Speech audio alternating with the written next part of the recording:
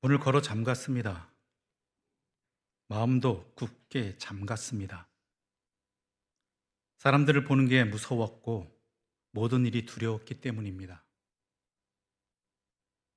그런데 오늘 우리가 읽은 이 요한복음은 다른 가능성을 보여주고 있습니다. 아무리 지치고 힘들더라도 꼭 그렇게 살아가는 것만은 아님을 보여주고 있습니다. 상황은 달라지지 않았어도 닫았던 마음의 문을 활짝 열고 새롭고 설레는 마음으로 시작할 수 있음을 보여주고 있는 것입니다. 바로 주님과 함께 할 때이지요. 사실 그렇습니다. 제자들이 세상을 두려워하고 자신이 있는 곳의 문만이 아닌 마음의 문도 굳게 잠근 것은 그들 안에서 주님이 죽으셨기 때문입니다. 그들 안에 주님이 보이지 않고 그들 안에서 성령의 숨결을 느낄 수 없었기 때문입니다. 예수님의 처형은 그들을 얼어붙게 만들었습니다. 성금요일 오후부터 부활절 새벽까지 무덤 속에 갇혀 있었던 것은 어쩌면 주님이 아니라 제자들이었을지도 모르겠습니다. 가둔 사람은 없습니다. 그들 스스로 골방에 갇혀 있었을 뿐입니다. 골방 바깥의 세상은 적대감이 넘치는 곳처럼 느껴졌을 것입니다. 그런데 주님이 그들 가운데로 들어가셨을 때 모든 것이 달라졌습니다. 19절과 20절의 말씀을 제가 받들어 읽겠습니다. 이날 곧 안식 후 첫날 저녁 때 제자들이 유대인들을 두려워하여 모인 곳에 문들을 닫았더니 예수께서 오사 가운데 서서 이르시되 너희에게 평강이 있을지어다. 이 말씀을 하시고 손과 옆구리를 보이시니 제자들이 주를 보고 기뻐하더라. 그들 가운데로 들어오신 예수님은 너희에게 평강이 있을지어다라고 인사말을 하십니다. 이것은 유대인들이 일상적으로 건네는 인사말입니다. 하지만 깊은 상실감과 두려움에 사로잡혀 있던 제자들의 마음에는 아주 각별하게 느껴졌을 것입니다. 왜냐하면 큰 두려움에 빠져 있던 그들에게 이런 샬롬의 축복을 베푸신 분이 바로 십자가에서 죽으셨던 예수님이시기 때문입니다. 이 사실이야말로 죽으신 줄 알았던 예수님이 자신들 한가운데로 오셔서 자신들에게 평강이 있을지어다라고 말씀해 주시는 이 사실이야말로 제자들이 큰 충격과 두려움에서 벗어날 수 있는 유일한 근거였습니다. 게다가 주님은 어떠하셨습니까? 제자들에게 자신의 상처난 손과 옆구리를 보여주셨습니다. 그들 앞에 나타나신 분이 너에게 평강이 있을지어다라고 그들에게 평안을 빌어주신 분이, 인사해 주신 분이 자신들과 함께 3년 동안 살면서 하나님 나라를 선포하셨던 그 예수님이라는 분명한 증거가 그 상처였기 때문이죠. 그래서 제자들은 그 상처난 예수님을 보고 기뻐했습니다. 제자들에게 두려움이 이제는 기쁨으로 바뀐 것이죠. 죽었던 예수님을 현실에서 만났기 때문에 그들은 기뻐할 수밖에 없었습니다. 이것이 바로 부활 경험입니다. 부활 경험은 다른 것이 아닙니다. 예수님이 부활하셨다로 끝나는 것이 아니라 부활하신 예수님께서 나와 함께 하신다입니다. 그것이 우리의 부활 경험입니다. 그런데 주님께서는 21절에서 또다시 반복해서 너희에게 평강이 있을지어다라고 말씀하십니다. 더욱이 오늘 본문의 뒷부분인 26절에도 같은 말씀을 또 하고 계십니다. 26절의 말씀을 제가 받들어 읽겠습니다. 여드레를 지나서 제자들이 다시 집안에 있을 때 도마도 함께 있고 문들이 닫혔는데 예수께서 오사 가운데 서서 가라사대 너희에게 평강이 있을지어다 하고, 바로 후에도 문들을 걸어 잠근 방 안에 예수님께서 시공을 초월하셔서 나타나셔서 제자들에게 제일 먼저 하신 말씀이 너희에게 평강이 있을지어다라는 것이죠. 이것은 무엇을 의미하고 있습니까? 부활하신 예수님께서 제자들에게 제일 먼저 주기를 원하셨던 것이 바로 평강이었다라는 것이죠. 부활하신 주님께서는 사랑하는 제자들이 두려움과 불신과 불안에서 벗어나고 그들의 심령 속에서 참된 평강이 충만하기를 원하셨던 것입니다. 그래서 반복해서 가장 먼저 이야기하시기도 한 것이지요. 그런데 이 평강에 대해서 우리가 분명히 해야 될 것이 있습니다.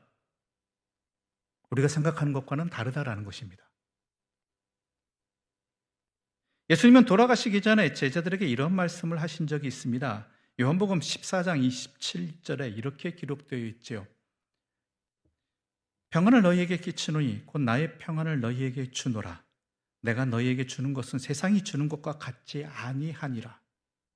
너희는 마음에 근심하지도 말고 두려워하지도 말라. 세상이 주는, 그리고 우리가 생각하고 원하는 그 평강과는 다르다라는 것이죠. 주님의 평강은. 부활하신 주님께서 제자들에게 너희에게 평강이 있을지어다라고 인사하신 것은 돌아가시기 전에 주신 약속을 확인시켜 주시는 것입니다. 여기서 우리가 주목해야 될 말씀은 나는 나의 평안을 너희에게 주신다라는 것이죠.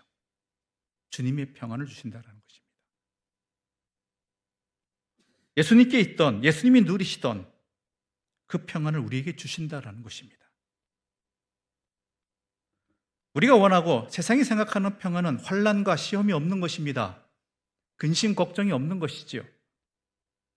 지금의 내 안정된 삶이 흔들리지 않는 것입니다. 이 관계가 더 돈독해지는 것입니다. 세상과의 관계가. 하지만 예수님에게 있던 그 평안은 어떠한 환난과 역경과 반대에도 불구하고 하나님의 뜻을 따라 살아가는 그 평안이라는 것이죠. 그분에게 있던 평안은 어떤 의문과 혼란 중에서도 하나님에 대한 믿음을 놓지 않는 평안이었습니다. 그분에게 있었던 평안은 죽음의 위협 앞에서도 흔들리지 않는 평안이지요. 예수님이 말씀하셨듯이 죄가 많고 악이 판치는 오염되고 삐뚤어진 이 세상에 살아가다 보면 환난과 시험을 피할 수가 없습니다. 우리 믿는 사람들의 과제는 환난과 시험을 피하는 데 있다기보다는 환난과 시험을 극복해 나가는 데 있다라는 것이지요. 그게 주님께서 주시고자 하는 평안입니다. 부활하신 예수님께서 제자들에게 약속하신 평안도 바로 이 환난과 시험을 극복해 나갈 수 있는 힘이라는 것입니다. 그 평화의 능력에 의지할 때 우리는 환난과 시험을 대면할 용기와 담력을 얻게 된다라는 것이죠. 그리고 마침내 그 환난과 시험을 극복할 수 있다라는 것입니다. 예수님께서 십자가라는 그 환난을 앞에 두고 많은 갈등과 또한 시험에 드셨습니다. 흔들림이 있었죠. 그러나 예수님께서 아버지 뜻대로 하옵소서라고 결단하신 것은 바로 주님께서 그 평안을 누리셨다라는 것이고 지키셨다는 것이고 행하셨다라는 것입니다. 그런데 우리에게는 질문이 나올 수밖에 없고 걱정할 수밖에 없는 것이 있습니다. 예수님이니까 하셨죠. 우리는요? 내 자신은요? 그래서 예수님은 제자들을 향해서 숨을 내쉬면서 말씀하셨습니다. 22절 말씀 우리 함께 읽어보도록 하겠습니다. 22절입니다. 이 말씀을 하시고 그들을 향하사 숨을 내쉬며 이르시되 성령을 받으라. 그런데 부활에 대한 이야기 중에 성령을 받으라는 언급은 어디에도 나오지 않습니다. 일반적으로 부활에 대한 기록들은 주로 무엇입니까? 부활 현상 자체에 관한 것이죠. 새벽에 무덤에 갔더니 무덤이 비었다라든지, 부활하신 주님이 갈릴리로 갈 것이라고 천사들이 말했다라든지, 뭐 이런 것들만 있다라는 것이죠. 그런데 요한복음만 성령을 받으라는 주님의 말씀을 전하고 있습니다.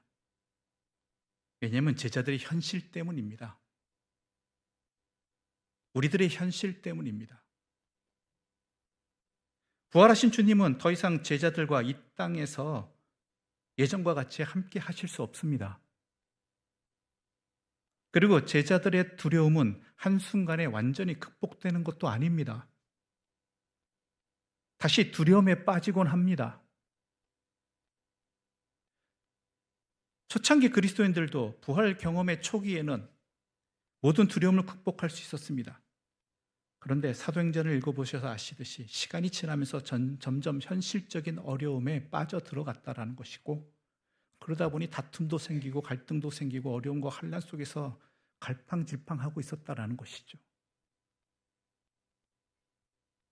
이런 부활의 경험이 은혜의 자리가 늘 생생하게 유지되는 것은 아니기 때문입니다. 그래서 요한복음은 부활하신 주님께서 제자들에게 숨을 내쉬었다고 말씀하고 있는 것입니다. 부활의 주님은 세상을 떠나시기 바로 직전에 두려움 가운데 빠져있는 제자들에게 성령을 받으라고 말씀하신 것이죠. 성령을 주셨다라는 것입니다. 성령 없이는 부활의 의미를 제대로 알 수도 없고요, 또한 담대한 부활의 증인도 될 수 없기 때문입니다. 골방에 갇혀서 사는 게 아니라 세상에서 살아가야 할 그리스도인들에게 반드시 필요한 것이 성령이기 때문입니다.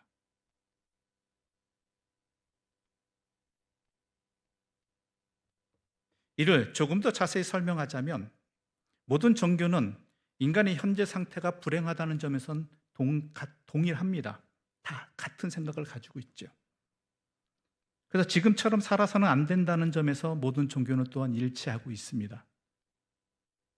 그래서 각각의 종교는 나름대로 인간 불행의 원인을 진단하고 그 불행을 치료할 해법을 제시합니다. 그 불행의 원인에 대한 진단과 그 해법을 통해 얻게 될 구원의 성격에서 각 종교는 다르다라는 것이죠. 예를 들면 불교는 인간의 불행의 원인을 집착 때문이라고 이야기합니다. 집착 때문이다. 그래서 그 집착으로부터 벗어나는 것이 필요하며, 그 벗어남을 통해 얻는 구원을 열반이라고 설명을 하죠. 유교는 인간 불행의 원인이 욕심에 물든 자아가 자연 원리와 윤리에서 벗어나게 행동하는 데서 나온다고 봅니다. 인간 불행의 원인이 자기 욕심 때문이라는 것이죠. 따라서 불행을 극복하려면 이기적인 자아를 극복하고 자연 원리와 인륜에 맞게 살아가도록 깨우쳐져야 한다라는 것입니다. 이것이 유교가 말하는 구원입니다. 물론 기독교에서도 불교처럼 집착을 문제로 여깁니다. 유교처럼 이기적인 자아를 문제의 핵심으로 생각합니다. 하지만 기독교는 그것보다 더 근원적인 문제가 있다고 생각합니다.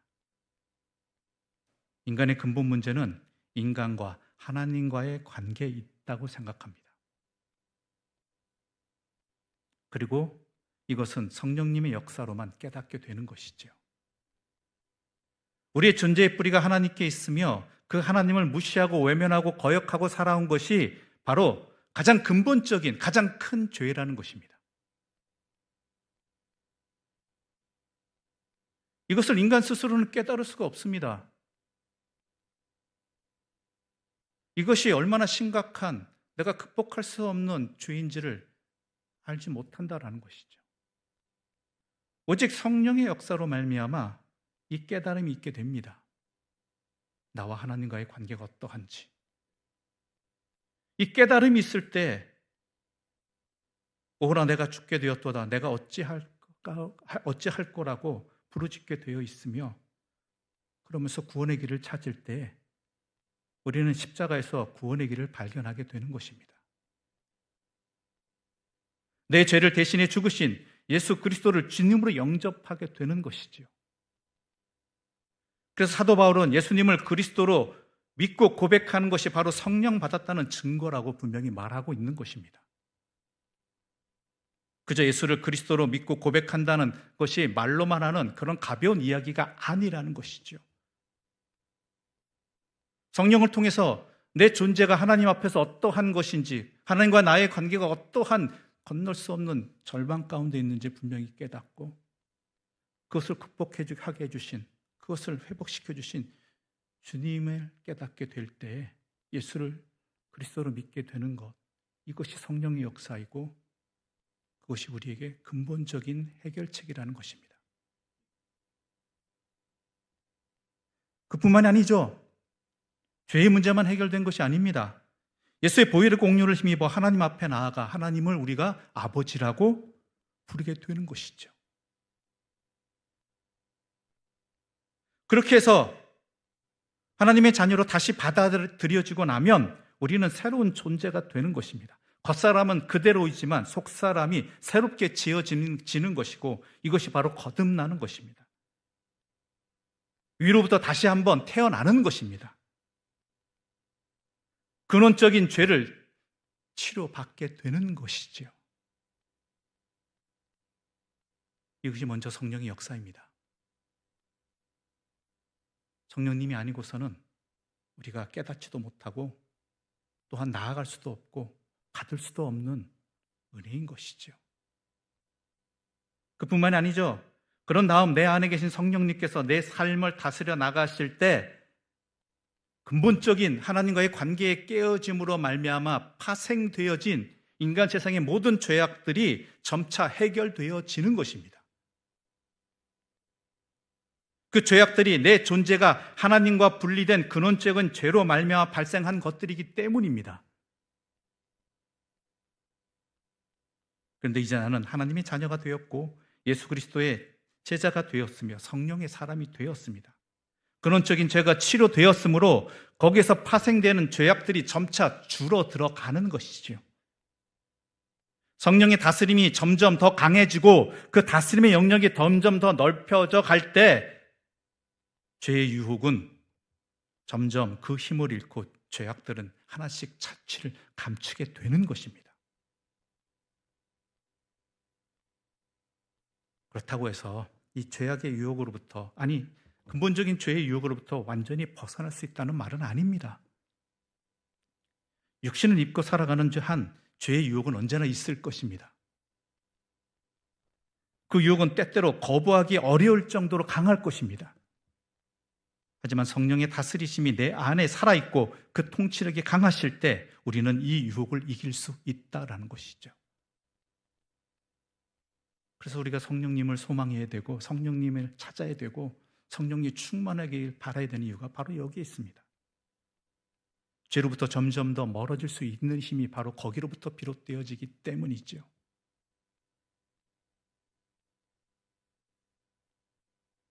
그리고 우리가 진실로 성령의 다스림을 통해서 죄를 깨닫고 죄들로부터 해방되었다라면, 그리고 그것이 인간 불행의 참된 해결책이라는 것을 사실을 믿는다라면 그 다음은 우리가 이 해결책을 전할 이 해결책을 전할 책임이 있음도 당연하게 깨닫게 되는 것입니다. 그렇지 않습니까? 여러분들이 어떠한 어려움, 특히 어떤 병에 걸렸을 때 어느 병원의 어느 의사를 찾아갔더니 그것이 완치가 되었습니다. 잘 치료가 되었습니다. 그렇다면 여러분은 치료받은 자로서 가만히 있습니까? 나만이 이 은혜를 누려야지, 이 치료를 받아야지 라고 침묵하고 계십니까? 아니잖아요. 어디서 그 비슷한 상황이 벌어지거나 일들이 겪고 있는 사람 보게 되면 내가 모르는 사람이라 할지라도 어때요? 말하고 싶죠. 어디 가보라고. 차마 내성적인 사람이라서 말하지 못하고 이 안에서 여기까지 있을지라도 말해주고 싶은 강렬한 욕망이, 또한 말할 수 있는 기회가 있기를 호시탐탐 노리게 된다는 것이죠.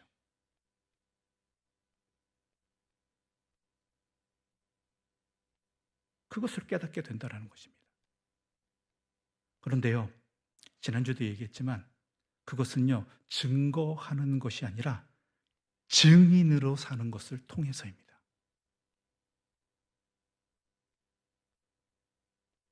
증인으로 산다는 것이 무엇입니까?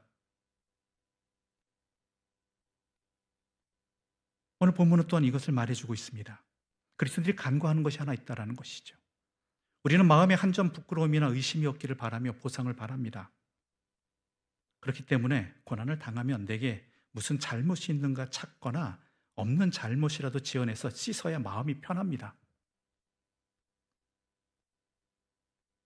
예수님께서 십자가상에서 아버지 저들을 용서해 주십시오, 자기들이 하는 것을 알지 못함이니다라고 하셨습니다. 왜 저 사람들은 자신이 하는 것을 모를까요? 특히 그 대표적인 사람들이 누구입니까? 예수를 십자가에 못 박는 데 앞장선 바리새인들이나 율법학자들, 이러한 사람들이죠. 자신들이 하는 것을 왜 모르느냐라는 것이죠. 그들은 비난하고 보복하는 일에 인생을 소모하고 있기 때문입니다. 또 자기 잘못이 없다는 것을 증명하기 위해 애를 씁니다. 자신의 완벽함을 만들어내고 애쓰는 바람에 다른 사람의 잘못을 짚어내는 것이 마치 자기의 올바름을 증명하는 길이라고 착각하고 있다는 것이죠. 그러다 보니까 모르는 것입니다. 자라나지 않았다는 이야기입니다. 모른다는 이야기는 자라나지 않았다.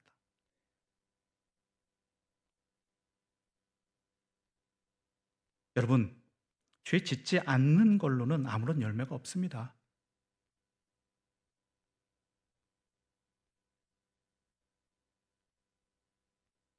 이 결벽과 완벽을 앞세우느라고 자기 자라나지 않을 뿐만 아니라요, 이를 감추느라고 비난밖에 안 합니다. 나를 감추기 위해서 다른 사람을 비난하는 것이죠.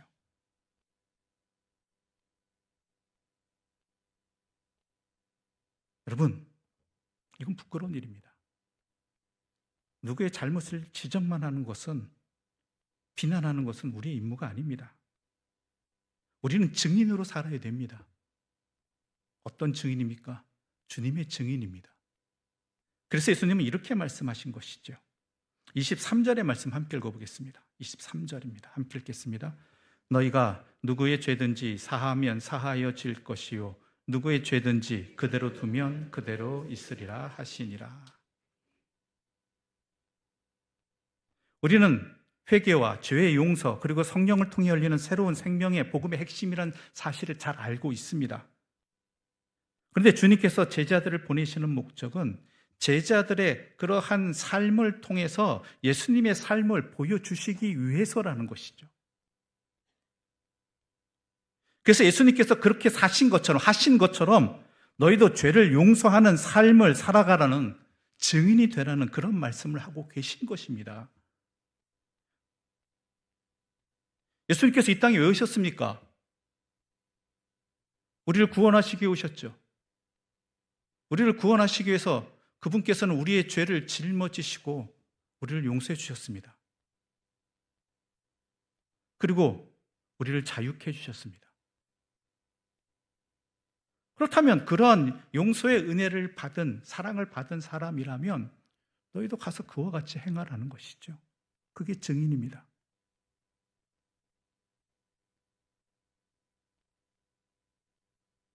여러분은 과연 용서하는 삶을 살고 계십니까? 용서라는 이 단어의 헬라어 의미 가운데 뭐가 있냐면 떠나보내다, 가게 하다라는 그런 의미가 있다고 합니다. 우리는 피해자로서 나를 용서치 못하게 하는, 나에게 잘못을 행한 그 사람의 잘못을 잘 떠나보내지 못합니다. 끊어내지 못합니다. 용서했다라고 그때는 말했을지 모르겠지만 또한 어려움을 겪거나 잘못이 있을 때 어떻게 합니까? 예전에 이 사람이 이랬었다. 전에 그래놓고 지금 이러고 있다. 또한 누군가에 대해서 말할 때 예전에 그 사람은 이러이러한 잘못을 했고 이러이러한 실수를 했고 나에 대해서 이러이러한 피해를 줬다. 끊어내지 못하고 있지 않습니까? 그 일에 대해서, 그 사람에 대해서 제대로 판단하지 못하게 되는 자리가 바로 여기에 있습니다. 도리어 그것이 그 사람을 향한 벽을 내가 하나씩 하나씩 쌓아가고 있는 중이지요. 만약에 예수님께서 부활하신 후에 제자들을 너희들이 왜 그때 그렇게 행동했느냐고, 너는 왜 나를 3번씩이나 모른다고 했느냐고, 너는 왜 겉옷까지 벗어 던지면서 도망갔느냐고, 그런 네가 나를 주님이라고 부를 자격이 있느냐고, 나의 평강을 받을 자격이 있느냐고 물으셨다라면, 과연 이 제자들이 증인으로 살아갈 수 있었을까요? 주님의 제자로서 그 자리를 지킬 수 있었을까요?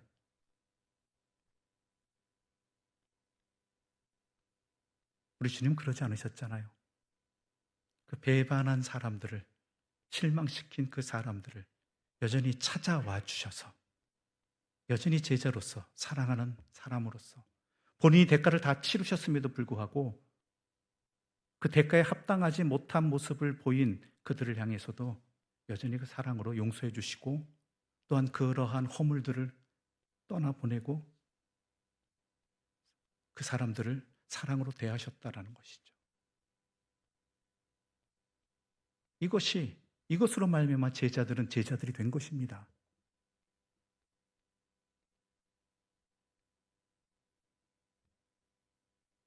우리가 이것을 떠나버리지 못한다라면, 진짜 용서하지 못한다라고 한다면 그것이 두고두고 다른 사람이나 내 자신을 괴롭힙니다.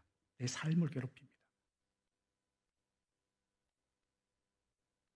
너희가 누구의 죄든지 사하면 사하여질 것이라는 이 말씀은요, 죄가 없어진다는 말이 아니라 죄 사함을 너 스스로에게 적용하고 내 이웃에게도 적용하라는 것입니다. 예수님께서 십자가로 감당하셨듯이 너도 견뎌라. 그리고 용서하고 사랑하라. 끊어내라. 이렇게 말씀하고 계시는 것이죠.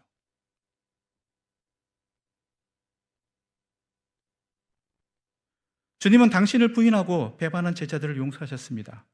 이때 이 용서는 그들을 여전히 제자로 받아들이셨다는 말씀이죠. 그 용서가 어떻게 돼요? 제자들을 변화시켰습니다. 그리고 그 용서받은 제자들이 세상에 나아가 말씀하신 대로 용서하는 삶을 살아감을 통해 이 제자들은 성장했다라는 것이죠. 그 믿음의 자리가.